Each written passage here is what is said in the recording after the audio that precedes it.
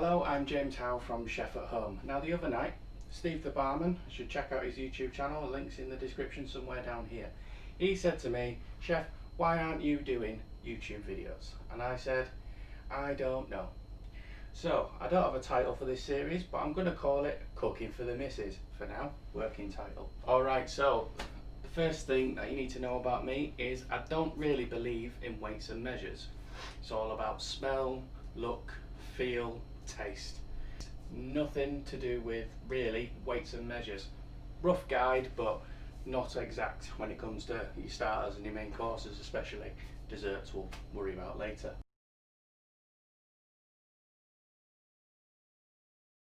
For a basic lamb kofta, all you need is lamb, garlic and mint. They're your three kings.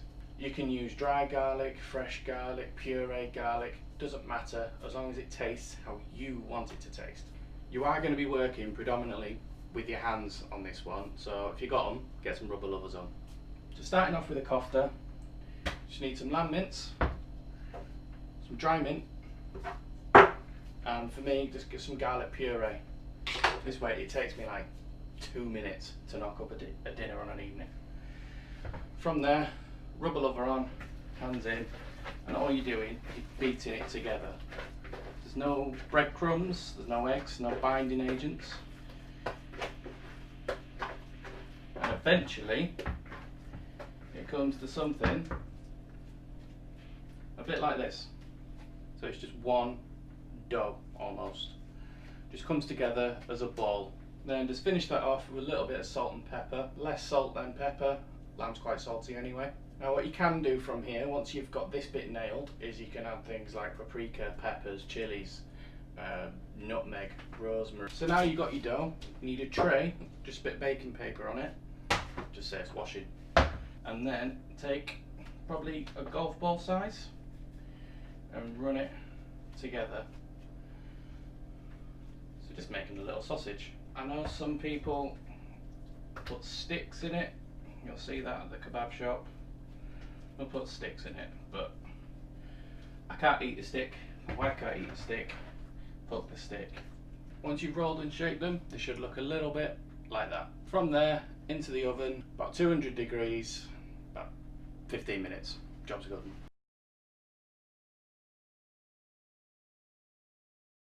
Now while that's cooking, I'm going to knock some flatbreads up. Again, all you need for this is 3 magic ingredients: plain flour, baking powder, and some full fat yogurt. Don't get the half fat stuff, full of sugar, it's shit. So in here, I've got my flour and my baking powder. I'm going to be using a mixer. You can do this with just a bowl and a spoon, and it works just the same. The only thing you're adding to this is, as I say, your yogurt, that's your binding agent. So now I've had 2 to 3 minutes in the mixer, I've got dough that looks like this. Now I know this is good dough because it's done this. If you can see that, it's cleaned the bowl out, there's nothing left, so that is bang on.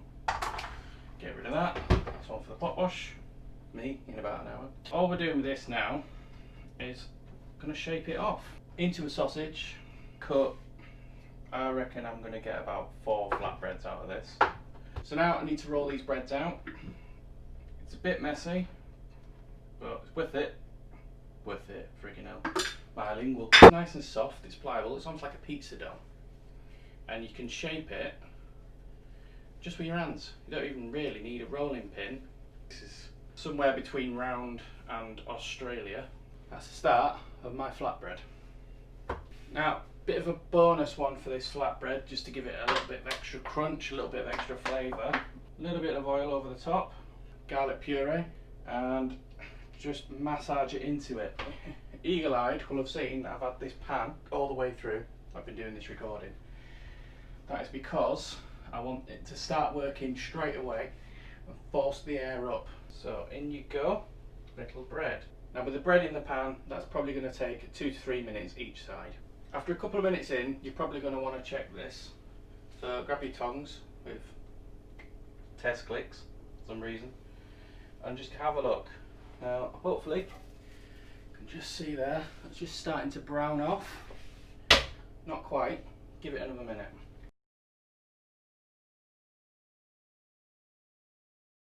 So the lamb's nearly ready, the bread's nearly ready. All we need to look at now is what we're putting inside with that lamb. So for me, this is a proper cheat night, fake away sort of meal. So I'm going for red cabbage, lettuce, and a nice minty yogurt. So while those last few bits are cooking, take your kniffy and just slice down, and same for your red cabbage.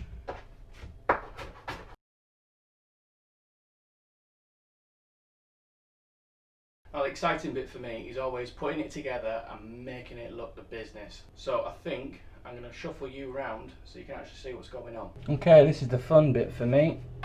So bread on, smothered in the yogurt.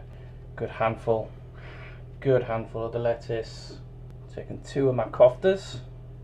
A bit more of the red cabbage. Make it a bit chunky. More yogurt. And then fold it over. Just look at that. This was my ultimate lamb kofta. Thank you very much for watching, and I'll see you next time. I'm going to go feed the wife now.